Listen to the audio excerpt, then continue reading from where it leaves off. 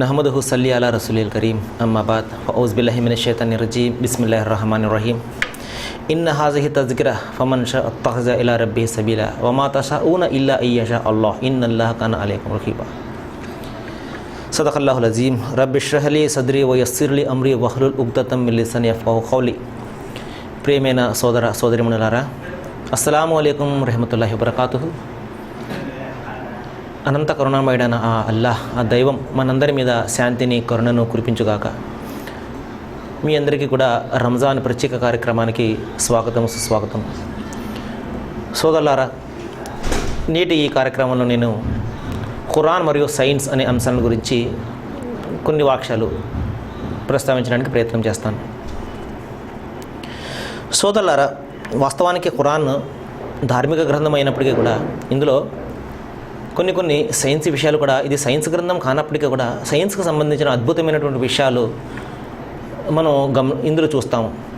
అయితే చెప్పే విషయం ఏంటంటే, ఇది ఖురాన్ మానవ రచయిత అయితే, మానవ విరచితం అయితే, మనిషి రచించింది అయితే, ఈ ఆధునికమైనటువంటి సైంటిస్టులు కనుగొన్నటువంటి విషయాలను 1500 సంవత్సరాలకు పూర్వం ఒక చదవడము రాయడము రానటువంటి ఒక నిరక్షరాస్యుడైన వ్యక్తికి ఎలా తెలిసాయి అన్నదే ప్రధానమైనటువంటి విషయం ఇక్కడ.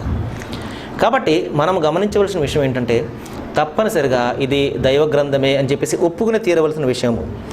అయితే సోదరులారా, రండి, ఖురాన్ ఏ విధంగా సైన్స్కు ఏ విధంగా సపోర్ట్ చేస్తూ సైంటిఫిక్ విషయాలను మన కళ్ళ ముందు ఉంచుతుంది. 1500 సంవత్సరాలకు పూర్వమే ఎటువంటి టెలిస్కోపులు, ఎటువంటి ఆధునిక పరికరాలు లేనటువంటి ఆ రోజుల్లోనే ఏ విధంగా చెప్తుందో ఒకసారి చూద్దాం. ఉదాహరణకి చూడండి, భూమి ఆకాశాల సృష్టిని మనం తీసుకున్నట్లయితే సైన్స్ చెప్తుంది భూమి ఆకాశాలు పుట్టి అనేక కోట్ల సంవత్సరాలు జరిగింది అని చెప్పేసి. అయితే ఖురాన్లో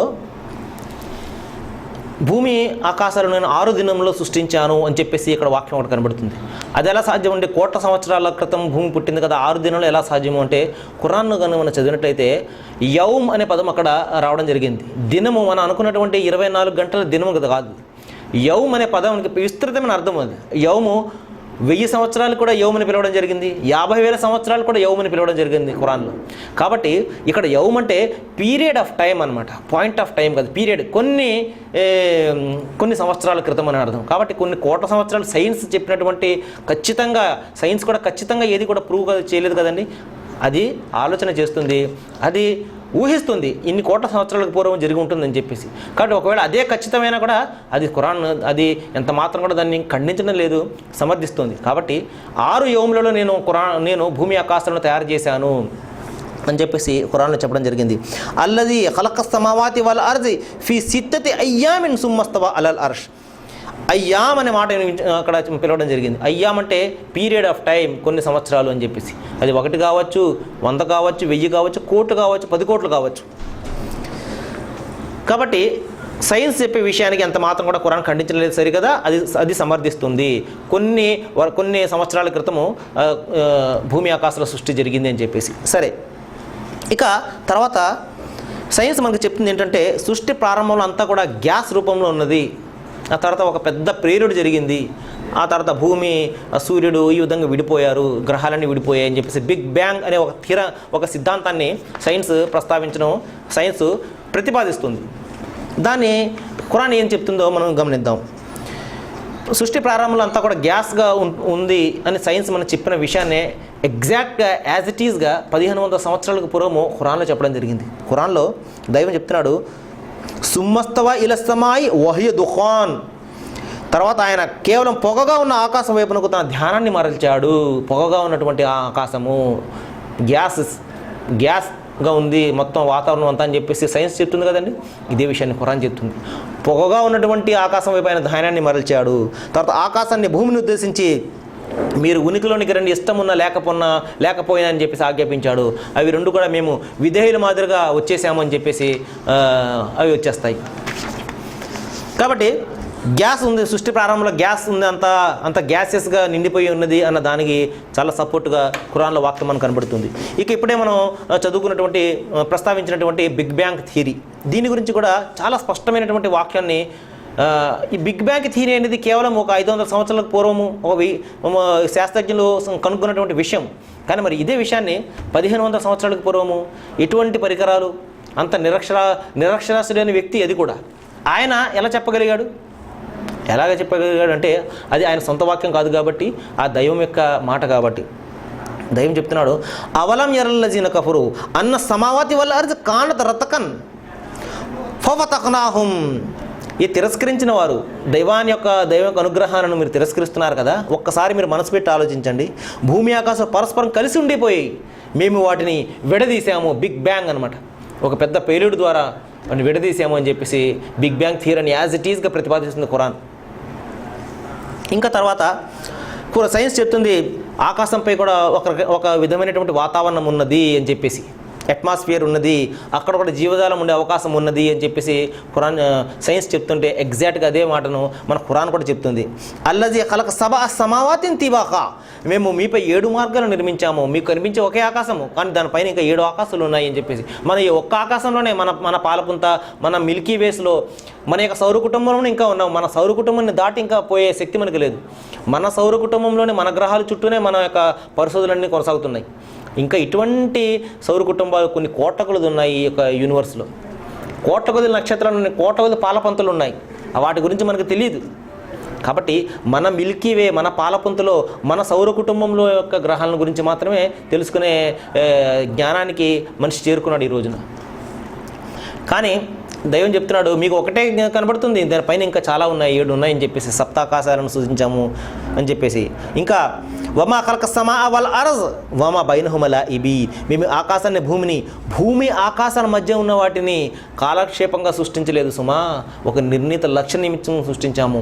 మిమ్మల్ని సృష్టించాము, ఈ యొక్క భూమి ఆకాశాల మధ్యలో చాలా ప్రాణులు ఉన్నాయి, మీకు తెలియనటువంటివి, అవి వాటిని కూడా సృష్టించామని చెప్తున్నాడు. మరి ఇంకా ఆస్ట్రానమీ, ఖగోళ శాస్త్రాన్ని గురించి సైన్స్ చెప్తుంది. ఈ సైన్స్ గెలాక్సీ అనేది చాలా అనంతం. ఇప్పుడు మనం చెప్పుకున్నాము పాలపుంత, మన పాలపుంతలోనే మనం ఇంకా ఉన్నాము. ఇంకా అనేకమైన కోట్ల కొలది పాలపుంతలు ఉన్నాయి. కాబట్టి ఇది అలా విశాలంగా పరుచుకున్నది అని చెప్పేసి సైన్స్ ఈ రోజున మనకు చెప్తే, ఖురాన్ చాలా ఖచ్చితంగా అదే విషయాన్ని చెప్తుంది.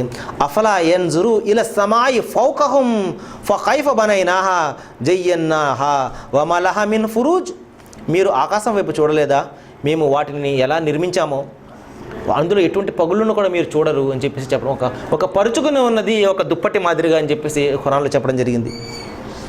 మరి ఇంకా కూడా మనము చూస్తున్నాము, సూర్యగ్రహణం ఎప్పుడు ఏర్పడుతుంది, చంద్రగ్రహణం ఎప్పుడు ఏర్పడుతుంది, ఇదే విధంగా వర్షాలు ఎప్పుడు పడతాయని చెప్పేసి ముందుగానే మనము గెస్ చేసి చెప్పగలుగుతున్నాం కదా.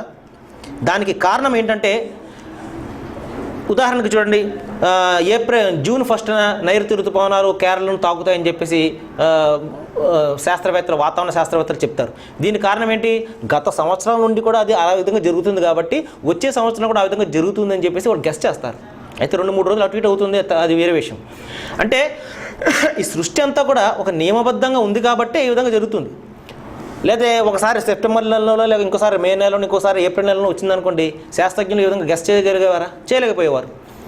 ఖచ్చితంగా సృష్టి అంతా కూడా ఒక సిస్టమ్గా జరుగుతుంది కాబట్టి వచ్చే ఏడాది కూడా ఈ విధంగా జరుగుతుంది అని చెప్పేసి వాళ్ళు గెస్ చేసి చెప్పగలుగుతున్నారు. మరి దాని గురించి దైవం చెప్తున్నాడు, అషంస్ వల్ ఖమర్ బి హుస్బాన్, సూర్యుడిని చంద్రుడిని నేను ఒక నియమావళికి కట్టుబడి పెట్టాను. వజఅల లైల సకన వషంస వల్ ఖమర హుస్బాన్, సూర్యచంద్రుల ఉదయాస్త సమయాన్ని కాలాన్ని నేను నిర్ణయించాను. కాబట్టి అన్నీ కూడా ఒక ప్రత్యేకమైనటువంటి పద్ధతిలో, ఒక సిస్టమ్గా, ఒక ఆర్బిట్లో నేను పెట్టాను. కాబట్టి అవి తమ పరిధిని దాటుకుని వెళ్ళలేవు. కాబట్టి ఈ రోజున సృష్టి అంతా కూడా నియమబద్ధంగా ఉన్నది అని చెప్పేసి చెప్పడం జరిగింది. మరి ఇంకా సైన్స్ చెప్తుంది, మన ఆకాశం, మనకు కనిపించే ఆకాశంలో మేఘాలు కనబడుతుంటాయి. ఒకవేళ మనం విమానంలో నుండి ఆ మేఘాలను కనుక చూసినట్లయితే అవి పెద్ద పెద్ద కోటల మాదిరిగా కనబడతాయి, బురూజుల మాదిరిగా, ఫోర్ట్స్ మాదిరిగా కనబడతాయి. మరి ఈ విషయాన్ని ఎందువల్లంటే అవి ఘనీభవించిన నీరేమో మేఘాలుగా మారి దూరం నుండి గట్టిగా ఒక కొండల మాదిరిగా కోటల మాదిరిగా చూడడానికి కనబడుతుంది అనమాట. మరి ఇదే విషయాన్ని ఖురాన్లో చెప్పడం జరిగింది. తబారకల్లజీ జఅల ఫిస్ సమాయి బురూజ వజఅల ఫీహా సిరాజ వ ఖమర మునీరా, ఆకాశంలో బురుజులను నిర్మించినవాడు, అందులో ఒక దీపాన్ని మెరిసే చంద్రుని వెలిగించినవాడు. ఆయన ఎవడనుకున్నారు? ఆయన శుభప్రదుడైన దేవుడు అని చెప్పడం జరిగింది.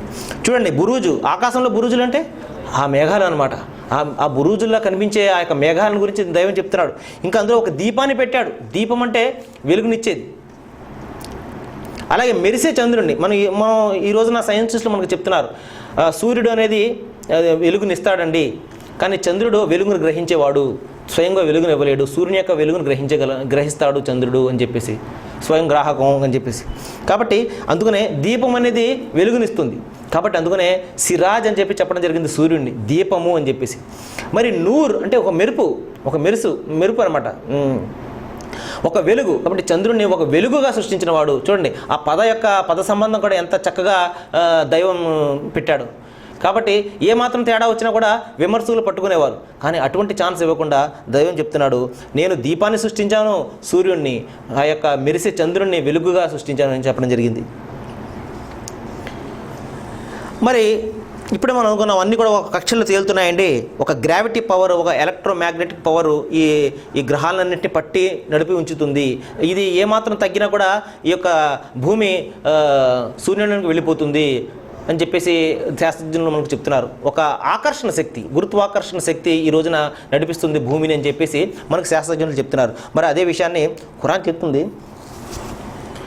లా షమ్స్ ఎంబాగి లహన్ తుద్రికుల్ ఖమర్ వల లైల్ సాబికున్ నహర్ వకుల్ను ఫిల్ ఫలకిల్ యస్బహూన్. చంద్రుని పట్టుకోవడం సూర్యుని తరం కాదు, సూర్యుని పట్టుకోవడం చంద్రుని తరం. ఎందువల్లంటే అవి రెండు కూడా వేరువేరు కక్షల్లో ఉన్నాయి. అదేవిధంగా పగలు రాత్రిని దాటిపోలేదు, రాత్రి పగలను దాటిపోలేదు. ఏవి కూడా అవి తమ యొక్క కక్షల్లో నిర్ణీతంగా నడుస్తున్నాయి, ఏది కూడా తమ కక్షను దాటి బయటకు వెళ్ళలేదు అని చెప్పడం జరిగింది. ఈ విధంగా ఈ ఆర్బిట్ అంతా కూడా ఆ స్థిరంగా నడవడం ఆ గురుత్వాకర్షణ శక్తి కారణంగా జరుగుతుంది. మరి ఇదే విషయాన్ని దైవం చెప్తున్నాడు, ఇవన్నీ కూడా ఏవి కూడా తమ ఆజ్ఞను, దైవం యొక్క ఆజ్ఞను ఇవి మీరలేవు. కాబట్టి ఈ గురుత్వాకర్షణ శక్తి ఈ పట్టి ఉంచుతుంది అని చెప్పడం జరిగింది. మరి తర్వాత సూర్యుని గురించి శాస్త్రజ్ఞులు చెప్తున్నారు, కొంతకాలానికి సూర్యుని వేడి తగ్గిపోతుంది, శక్తి సన్నగిల్లిపోతుంది అని చెప్పేసి. మరి ఈ విషయాన్ని కూడా దైవము ఖురాన్లో చెప్పడం జరిగింది. వషంసు తజ్రీలి ముస్తఖర్రుల్లహా. ఇక సూర్యుడు తన నిజ దిశ వైపునకు తరిగిపోతూ వెళ్ళిపోతున్నాడు.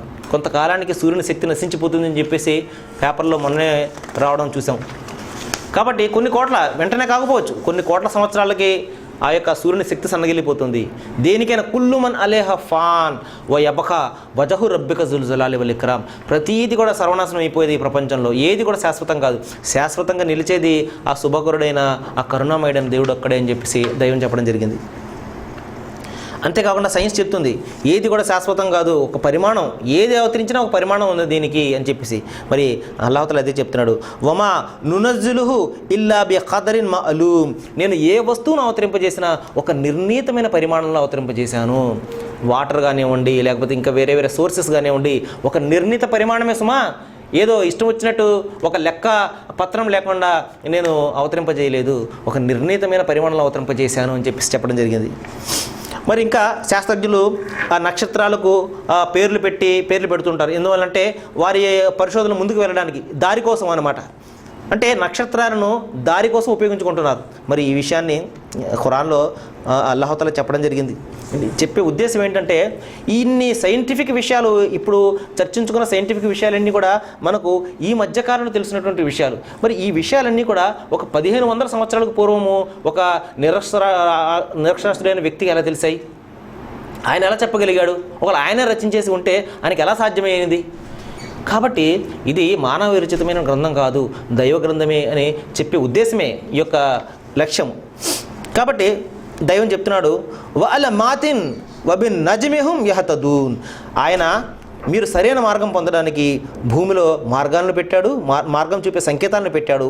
నక్షత్రాల ద్వారా కూడా ప్రజలు మార్గాన్ని తెలుసుకుంటారు. ఇదివరకు పాతకాలంలో అయితే నక్షత్రాల ద్వారా ప్రజలు మార్గాన్ని తెలుసుకుని సముద్రయానం చేసేవారు. పలానా నక్షత్రం, ఎందుకంటే అప్పుడు చాలా మంచి జ్ఞానం ఉండేది వారికి. నక్షత్రాల ద్వారా వారు చెప్పివేసేవారు, ఉత్తరమా దక్షిణమా లేకపోతే తూర్పా పడమరా అని చెప్పేసి. ఈ సైన్స్ కూడా అది చెప్తుంది. నక్షత్రాలు పేరు పెట్టేది మనకి మార్గం, ఒక దారి చూపించడం కోసం అది ఉన్నాయి అని చెప్పేసి సైన్స్ చెప్తే, ఇదే విషయాన్ని ఖురాన్ కూడా చాలా స్పష్టంగా చెప్పడం జరిగింది. మరి ఇక డే అండ్ నైట్ పగలు రాత్రుల గురించి మనము ఆలోచించినట్లయితే సైన్స్ ఒక అమెరికన్ ఆస్ట్రోనట్ అంటే అంతరిక్ష నావికుడు పైనుండి పగలు రేయి ఏర్పడుతున్నప్పుడు చూసినప్పుడు అది ఒకదాన్ని ఒకటి చొప్పించినట్లు కనిపించింది. అంటే పగలు రేయి పగలులోకి చొప్పించినట్లు, అలా కవర్ తీసినట్లు చూడండి, కవర్ తీసినప్పుడు అలా బయటపడుతుంది, అలా జరిగినట్టు. మరి ఇదే విషయాన్ని సేమ్ ఎగ్జాక్ట్ వర్డింగ్ తోటి ఖురాన్లో 1500 సంవత్సరాల పూర్వము అల్లాహ్ తఆలా చెప్పడం జరిగింది. చెప్తున్నాడు, అలం తర అన్నల్లాహ యూలుజుల్ లైల ఫిన్నహార్ వ యూలుజున్ నహార ఫిల్ లైల్. మీరు చూడడం లేదా అల్లాహ్ తఆలా ఏ విధంగా రాత్రిని పగలులోనికి, పగలను రాత్రిలోనికి చొప్పిస్తున్నాడు, ఈ విధంగా చొప్పిస్తున్నాడు. కవర్ తీసినప్పుడు ఏ విధంగా అలా కనబడుతుందో సేమ్ ఎగ్జాక్ట్గా ఇదే సిద్ధాంతాన్ని ఈ రోజున సైన్స్ చెప్తుంది, మనకు ఖురాన్ కూడా ఇదే విధంగా చెప్తుంది. మరి అంతేకాకుండా ఆకాశం అనేది అనంతం అని చెప్పేసి, గెలాక్సీకి ఎండ్ లేదని చెప్పేసి సైన్స్ చెప్తున్నట్టే ఖురాన్ కూడా చెప్తుంది, యా మాస్టరల్ జిన్ని వల్ ఇన్సి ఇన్నిస్తతఅతు మన్ తన్ఫుజు మిన్ అక్తారి సమావాతి వల్ అర్ద్ ఫన్ఫుజు లా తన్ఫుజు ఇల్లా. అల్లాహ్ తఆలా అక్కడ దైవం చెప్తున్నాడు, ఓ జిన్నాతులారా, ఓ మానవుల వర్గీయులారా, మీరు భూమి ఆకాశాల హద్దు నుండి బయటపడిపోవడానికి ప్రయత్నం చేస్తే బయటపడలేరు, మాకు శక్తి లేదు, దానికి చాలా శక్తి కావాలి, అది మీ వద్ద లేదు అని చెప్పేసి, ఈ ఆకాశం అనంతం, దీన్ని దాటి మీరు వెళ్ళలేరు అని చెప్పేసి, ఎన్ని నిచ్చెన వేలేయండి, ఎన్ని ర్యాకెట్లు వేలేయండి, మీరు ఎంత ఏ విధంగా టెక్నాలజీ డెవలప్ చేసుకోండి, మొదటి ఆకాశం వరకే మీ యొక్క హద్దు, దాన్ని దాటి మీరు బయటకు వెళ్ళలేరు అని చెప్పేసి చెప్పడం జరిగింది. సరే, ఇప్పుడు భూమి విషయానికి వస్తే కొన్ని విషయాలు చూద్దాం. సైన్స్ ఈ రోజున చాలా ఎక్కువగా హెచ్చరిక చేసేది గ్లోబల్ వార్మింగ్ గురించి. అంటే సూర్యుని యొక్క తాపం పెరిగిపోయి, మంచు కరిగిపోయి, సముద్ర మట్టాలు పెరిగిపోయి, ఈ విధంగా భూమి అంతా కూడా తగ్గిపోతుంది అని చెప్పేసి. సముద్రంలో నీరు పెరిగిపోతున్నప్పుడు ఏమవుతుందండి, మొత్తం మన ప్రపంచం అంతా కూడా 3 వంతులు సముద్రం ఉంటే 1 వంతు భూమి ఉంది. కొంతకాలానికి సముద్రపు నీరు భూమిని అలా కప్పు వేసుకుంటూ వచ్చేస్తుంది. మరి ఇదే విషయాన్ని ఖురాన్లో చాలా ఎగ్జాక్ట్గా అల్లాహ్ తఆలా చెప్పడం జరిగింది. అఫలా యరౌ అన్న అతిల్ అర్జి నన్ఖుసుహా మిన్ అత్రాఫిహా. సూర్య అంబియాలో చెప్తున్నాడు అల్లాహ్ తఆలా, అంటే మీరు చూడడం లేదా, మేము భూమిని విభిన్న దిశల నుండి తగ్గిస్తూ వస్తున్నాము, తగ్గిపోతుంది. ఈ రోజు ఉన్నటువంటి ఆ యొక్క భౌగోళికమైన పరిస్థితులు రేపు ఉండడం లేదు, మార్పులు చేర్పులు జరుగుతున్నాయి, కింద ఉన్న ప్లేట్స్ కరిగిపోతున్నాయి. ఈ రోజు ఉన్నటువంటి ప్లేస్ రేపు ఉండడం లేదు. ఈ విధంగా ఎందుకు జరుగుతుందంటే అల్లాహ్ తఆలా చెప్తున్నాడు, తగ్గిపోతుంది, మేము భూమిని తగ్గించి వచ్చేస్తున్నాము, ఈ విధంగా ఆ నీరంతా కూడా కవర్ చేసేస్తుంది భూమిని అని చెప్పేసి, కొంతకాలానికి భూమి అంతా కూడా నీటిలో మునిగిపోతుంది అని చెప్పేసి చెప్పడం జరుగుతుంది. ఇంకా మనము సైన్స్ మనకు చెప్తుంది, మనకు తెలుసు, మానవ మనుగడకు ప్రధానమైన వనరు ఏంటంటే నీరు అనేది. ఒకవేళ నీరేగాని ఉంటే చంద్రుడు భూమి కంటే కూడా ఎంతో సౌకర్యవంతమైనటువంటి గ్రహం అని చెప్పేసి సైంటిస్టులు చెప్తున్నారు. ఒకవేళ భూమి మీద నీరు అనేది లేకపోతే ఇది మృత గ్రహం అని చెప్పేసి కూడా సైంటిస్టులు చెప్తున్నారు. మరి ఇదే విషయాన్ని ఖురాన్లో దైవం చెప్తున్నాడు సూర్య బఖరాలో, వ అంజల మినస్సమాఇ మాఅన్ ఫఅఖ్రజ బిహి మినస్సమరాతి రిజఖల్ లకుం. పైనుండి వర్షాన్ని కురిపించి ఆ నీటి ద్వారా అన్ని రకాల పంటలు పండే ఏర్పాటు చేసి మీకు ఉపాధినిచ్చినవాడు ఆ దేవుడే. పైనుండి శుభప్రదమైనటువంటి వానను కురిపించి తద్వారా పంటలు పండే ఏర్పాటు చేసినవాడు ఆయనే. ఇంకా కాబట్టి మానవ మనుగడకు నీరు ఆధారం అనేది ఈ రోజున సైన్స్ చెప్తున్నట్టే అల్లాహ్ తఆలా ఖురాన్లో చెప్తున్నాడు. ఆయన వర్షపు నీటిని కురిపించి మృతభూమికి ప్రాణం పోస్తున్నాడు, భూమిలో వివిధమైన ప్రాణులను వర్ధిల్లింపజేస్తున్నాడు. మృతభూమికి ప్రాణం పోసి జీవన ఆధారము, జీవప్రదాయని నీరు అని చెప్పేసి ఇక్కడ అల్లాహ్ తఆలా చెప్పడం జరిగింది. మరి ఇంకా కొంచెం ముందుకు వెళ్తే పర్వతాలను గురించి సైన్స్ చాలా ఖచ్చితంగా చెప్పడం జరిగింది. ఈ పర్వతాలు అనేవి భూమిని బ్యాలెన్స్ చేస్తూ ఉన్నాయి. ఒకవేళ పర్వతాలు లేకపోతే భూమి అంతా ఇంబ్యాలెన్స్ అయిపోయి అంతా కూడా రోల్ మాదిరిగా వెళ్ళిపోతుంది అని చెప్పేసి పెద్ద పెద్ద జియోలజిస్టులు, అంటే పర్వతాల గురించి రీసెర్చ్ చేసేవారు చెప్పడం జరుగుతుంది. అంటే పర్వతాలు మనకు కనిపించే ఎత్తు కంటే కింద ఇంకో 10 మీటర్ల ఎత్తు, అంతకంటే 3 రెట్లు కింద భూమిలో ఉంటాయి అని చెప్పేసి చెప్పడం జరిగింది. మరి అల్లాహ్ తఆలా ఖురాన్లో ఇదే ఎగ్జాక్ట్గా అల్లాహ్ తఆలా వన్ అన్ జిబాల్ అర్సాహ ఆయన భూమిలో మేకులను పాతాడని చెప్పడం జరిగింది. కాబట్టి ఏ విధంగా అయితే మేకులు పాతినప్పుడు 3 వంతులు 1 వంతు భాగం పైకి కనబడుతుంది, 3 వంతులు లోపలికి వెళ్ళిపోతుంది, గోడలకు వెళ్ళిపోతుంది. అదేవిధంగా పర్వతం అనేది 1 వంతు పైకి కనబడితే 3 వంతులు కిందకి వెళుతుంది. కాబట్టి మేము భూమిని మేకులుగా పాతాము కాబట్టి అవి మిమ్మల్ని తీసుకుని దొల్లిపోకుండా బ్యాలెన్స్గా ఉంది అని చెప్పేసి అక్కడ చెప్పడం జరిగింది. కాబట్టి ఈ విధంగా ఇంకా చాలా విషయాలు ఖురాన్ గురించి, సైన్స్ గురించి ఖురాన్లో చాలా విషయాలు వచ్చాయి. చివరిగా నేను ఒక మాట చెప్పి నేను ముగించడానికి ప్రయత్నం చేస్తాను. మనిషి పుట్టుక గురించి దైవం చెప్తున్నాడు. ఈ రోజున సైంటిస్టులు చెప్తున్నారు మనిషి యొక్క ఆరిజిన్ ఏంటంటే the origin of the life ఏంటంటే H2O వాటర్ అని చెప్పేసి ఈ రోజున సైన్స్ మనకి ప్రూవ్ చేసింది. వాటర్ అండ్ H2O వాటరే ప్రతి జీవానికి కూడా మూలం అని చెప్పేసి. మరి ఇదే విషయాన్ని అల్లాహ్ తఆలా ఖురాన్లో చెప్తున్నాడు. వ అంజల మినస్ సమాయి కుల్లి షైఇన్ హయ్యి, నేను ప్రాణం ఉన్న ప్రతిదాన్ని నీటితో సృష్టించానని చెప్పేసి దైవం చెప్పడం జరిగింది. మరి ఈ విషయాన్ని ఒకవేళ ఆయన ప్రవక్త వారే రచించినట్లయితే ఆయనకి ఎలా తెలిసింది? కాబట్టి ఇది మానవ విరచితం కాదు, కేవలం దైవ గ్రంథమే అని చెప్పేసి ఇటువంటి ప్రూఫ్స్ ద్వారా మనకి తేటతెల్లమైపోతుంటాయి. కాబట్టి ఇంకా అనేకమైన విషయాలు ఉన్నాయి. ఇంకా నేను పైనుండి ఇనుమును దింపాను అని చెప్పి దైవం చెప్తున్నాడు. ఈ విధంగా పైన ఉండే నీళ్లలో ఉన్నటువంటి ఆ మూలకాలైనటువంటి కాల్షియము, ఈ విధంగా మాంగనీసు, ఫాస్ఫరస్ ఇటువంటి ఖనిజాలు భూమి లోపల ఇంకి ఇనుముగా మారడము ఈరోజు మనం చూస్తున్నాం. అందువల్ల ఖురాన్లో చెప్పడం జరిగింది, మేము ఆకాశం నుండి ఇనుమును దింపాము అని చెప్పేసి అక్కడ దైవం చెప్పడం జరిగింది. కాబట్టి సోదరులారా, ఈ విధంగా మనం ఈ విధంగా మనం చెప్పుకుంటూ పోతే చాలా విషయాలు ఉన్నాయి ఖురాన్లో, సైన్స్ విషయాలు.